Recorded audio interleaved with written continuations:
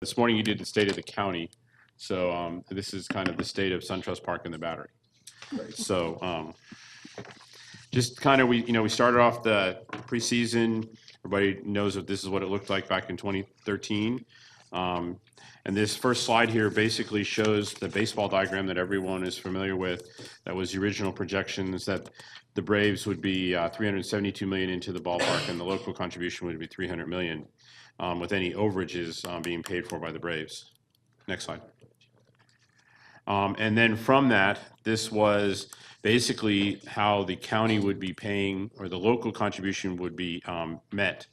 You had the Cobb Transportation contribution of 14 million, the Cumberland CID contribution of 10 million, and then the local annual contributions, the hotel motel tax, the reallocation of existing revenues. Just kind of as a review, that was back then the park bond was still being paid off, and when that park bond was paid off, the 0.33 mils from there was going to go over, and that was the 8.67 million. Then the rental car tax, Cumberland District tax, which is the Special Service District number 2, which is a property tax based one, and then the Cumberland District circulator fee is Cumberland Special Service District number 1. Okay, next slide. Now, as we were going through the construction in 2015, interest rates for the stadium debt were revised downward. Now, that did not change the Braves' contribution, but it did, however, change the county's contribution and lowered it to 16.4 million annually, which allowed that reallocation of resources to go from the 8.6 million to 6.4 million, or 0.22. The hotel motel tax revenues were revised upward, and the rental car tax was revised upward. Next slide. So then this slide just shows you the difference between what was originally projected in 2013 and then 2015. And like I mentioned, the hotel motel tax went from 940,000 to 1.5 million. The 8.67 went to 6.4 million. The rental car tax went up to 600,000, and all the other numbers remain the same, with the new amount being 16.4 million. Next slide. Then as we went into the inaugural season and opening day, go ahead, next slide. Some things to kind of keep in mind about the revenue when we go through these different revenue numbers, that both SunTrust Park and the Battery were only open for 9 months in 2017. Basically, opening day was on April 14th. When it opened, only 30% of the Battery was occupied. By year's end, it was only 50%. Cobb County Schools in 2017 received more than 2.7 million in total tax. 1.6 million of that was sales tax or SPLOST, and then 1.1 million in property tax. The county received more than 3 million in new property sales and other tax revenue. And then pretty much, if you want to call it a one-time, Cobb received 4.9 million in permit fees from the inception of the project. Now, what's important to note, all of those property values that these tax numbers are based on, property is valued in the first of every year. So on April 1st of 2017, all this property was construction values. None of it had opened yet. Next slide. So this first part here is the revenues versus the projections. You can see in the budgeted column, that's what was expected or budgeted for the different revenue sources. And then in the actual column, you can see that basically it was about $1 million more in revenue. Some of it was from the Special Service District number 1. I mean, you can see the different numbers where the increases came from. The Braves contribution, Cornelius, can you kind of move that up just a little bit? They're kind of missing some on the bottom. The Braves contribution for the first year was only $3 million. However, that will increase to 6.1 million from this year and moving forward. So the total revenue available for stadium debt, and that's fine, I'll just read the notes. Budgeted at 19.4, actually 20.4 million. So that shows your $1 million difference. Next slide. Okay, moving into the projected expenses.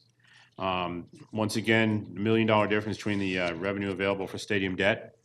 The annual debt service for 2017 was budgeted and actually at $18.8 million. So revenue remaining, you can see there's that $1 million still in the positive. All right, next slide. There were additional expenses that were not originally discussed with the baseball diagram in the first couple slides I showed you. But what I wanted to do is include those so that you can get a good picture. The capital maintenance fund is $1.2 million. That is going to go up each year approximately $30,000 and cap out at 1.6 million in 2030, and then it starts decreasing. The amortized cost of the I-285 bridge is about $170,000. The county portion of the property insurance on the stadium is $130,000, and the increase in police overtime basically was around $842,000. There was no budgeted amount because as the transportation and the traffic plan was being developed, there was really no idea what it was going to cost. But even that number is down below what had been kind of projected as we went through the year of the $1 million. So you can see your total additional expenses. Next slide. There were also some additional revenues not related to debt service. Commercial permits, basically for fiscal year 2017, you had about 290,000. Liquor by the drink tax was 118,000, and the business licenses were to about 259,000. Those are actual numbers from the stadium and the battery. So that gives you an additional 666,000 additional revenues. Next slide. So what I did here was I took all of our summary numbers from each slide. So you had your total revenue available for debt service of 20 million, about 20.4 million, minus your debt, 18.8, minus your additional expenses, and then add your additional revenue. And basically, we came within $27,000 of breaking even on all the expenses with the stadium. Next slide. So moving into 2018, just some really, this is probably the really significant thing because this is going to put money back into the county. Next slide. So with more tenants open, the battery revenues are going to significantly get higher. Since the season has been over, the Omni Hotel has opened with 260 rooms, and the Comcast office tower has opened with over 800 employees. Property tax estimate increases, and once again, because we do not have the new values yet, when I was preparing this is estimated on what the construction costs were. The property taxes are estimated to go from about $400,000 to about $1 million or higher. School property tax will go from it was about 1.3 up to 2.8 million. The Cumberland Special Service District 2, which is the property tax based one, will go up as a result of the increased property values. And the Special Service District number 1 is expected to continue to increase up to about 3.8 million. And on a decreasing side, the police costs, due to changes that we're going to put into the operations and the way it operates, are expected to drop to around 600,000.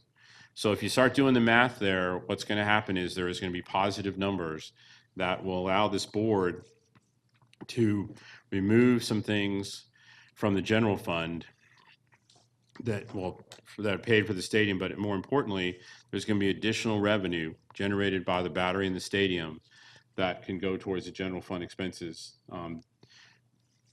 Next slide. In addition to the stadium and the battery, the halo effect, the chairman talked about it, some of it this morning.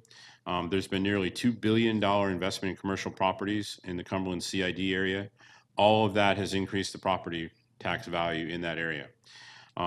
As you can see, it's been increased by almost $11 billion since 2013. There have been 5 new Class A office buildings planned, or most of them are now built in that area. Once again, additional revenue towards the bottom line. Next slide. And then just want to talk a little bit about the partnerships that the Braves have had. In addition to the revenue that the stadium and the battery have provided, you have thousands of community jobs in both the battery and the stadium. The Atlanta Braves Foundation has donated more than $300,000 in cash and kind support since 2013. There's been significant initiatives underway between the county schools and the Braves, such as their Science of Baseball with the STEM program, and then they have been giving money to teachers for impact grants. And finally, refurbishment of 3 of the county's youth baseball fields for a total of about $90,000. So, Mr. Chairman, as you can see, I think it's extremely positive numbers, and what's more important is, as we told folks that it would take a couple years to kind of move on to the black side. What we're seeing is that it's going to basically be the second year of operation. Now, as we move in that direction, I know the board has talked about it in the past.